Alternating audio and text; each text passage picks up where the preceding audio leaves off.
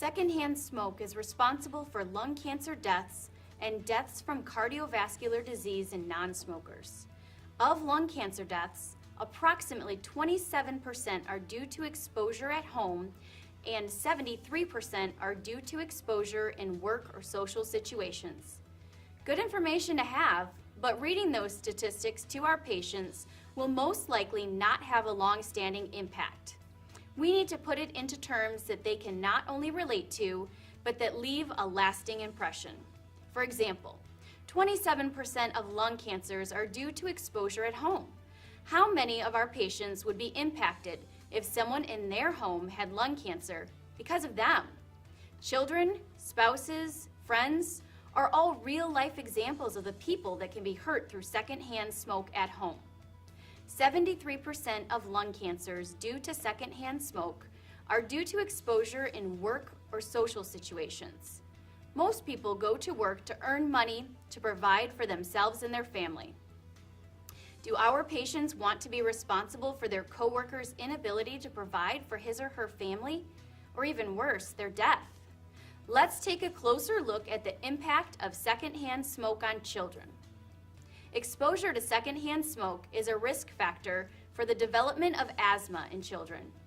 It also increases the frequency and severity of attacks for those who already have asthma. So what does that look like? Asthma in children is different than asthma in adults. Their little airways are smaller. It takes less to set off asthma attacks and severely limits these children from normal activities. Bouts of coughing and wheezing can occur with laughter. Would anyone want to make laughing a dangerous or scary thing for a child? These are realities, and they need to be conveyed to our patients who smoke so they can see the impact their smoking not only has on their bodies, but on people around them. Secondhand smoke is also responsible for cases of bronchitis and pneumonia in children under 18 months. For anyone who is not already aware, pneumonia in babies that young can result in death. How do we take that information and put it into practice? Some key questions to consider are: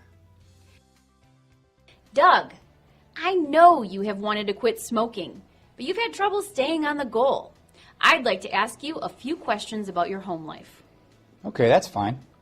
Tell me, who are the people closest in your life? Who lives at home with you?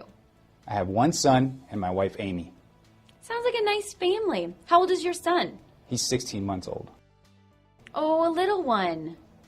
Yeah, he's cute. I'm so glad to have him. So your son means a lot to you. Are you aware of how smoking affects children?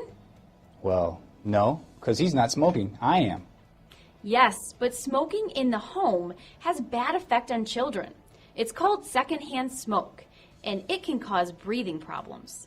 Children in the home of smokers can even get so bad that when they laugh, they can go into fits of coughing. Some of these problems can become permanent and have even caused death. Wow, I hadn't considered that. I don't want to harm my son. So you don't want to harm your son, but you're having a hard time quitting smoking. Do you have any thoughts on how to proceed from here? I think I really need to be strong and find a way to stop smoking. This patient was helped by the health coach to see the importance of her goal of quitting smoking. By framing the value of the people closest to her in her life and using facts to show how she was possibly harming those people, she was again motivated to resume her goal to quit smoking. A good place to start health coaching for this patient and for others who want to start smoking would be with some education regarding the impact that smoking and secondhand smoke can have on our bodies and on the health of those around us. Relate the consequences back to people and situations that are relevant in her life. Understanding this impact can help set the value of the goal to stop smoking.